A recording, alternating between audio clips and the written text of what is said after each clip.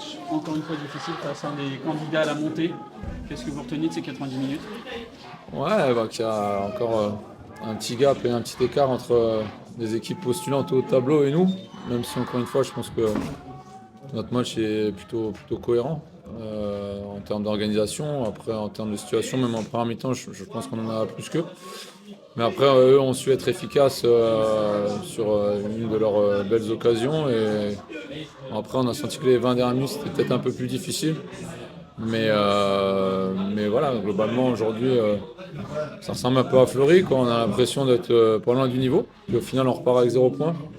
Donc ça veut dire qu'il y a encore du travail et que on se remet encore une fois dans une situation de devoir faire 3 points contre Agno ce week-end.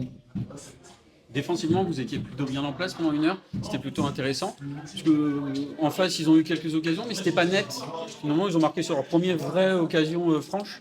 Ouais, c'est des matchs assez fermés. C'est vrai que nous, je vous dis, aujourd'hui, on peut regarder toutes les équipes de ce groupe-là les yeux dans les yeux. Parce qu'aujourd'hui, il y a une forme de cohérence et une maîtrise dans le système qu'on anime. Après, il nous a manqué peut-être un petit peu de justesse et d'efficacité offensive, mais c'est vrai qu'on ne concède pas grand-chose. On a peu concédé et au final, il nous crucifie un petit peu sur cette action-là où on perd un ou deux duels côté, il y a un bon centre et le gars qui est rentré là pique bien sa balle d'où elle vient. Donc voilà, à l'arrivée c'est 0 points. Sachant qu'après, il y aura la réception de Valenciennes en Coupe de France. Est-ce que Agno, la semaine prochaine, c'est pas un match compliqué à préparer finalement pour vous ou pour les joueurs, parce qu'il y aura déjà la Coupe de France en tête, ou pas du tout?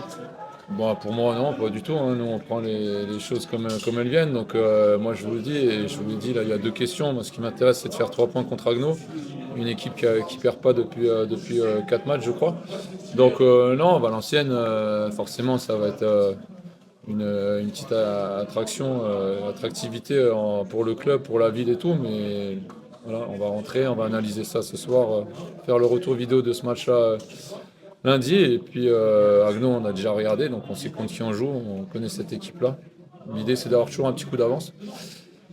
Mais ça suffit pas toujours, parce que ce soir, voilà, Bobigny on savait comment ils allaient jouer, on connaissait leurs armes, on connaissait leurs forces, même s'ils ont fait un petit peu tourner, ils avaient mis quelques joueurs titulaires d'habitude sur le banc.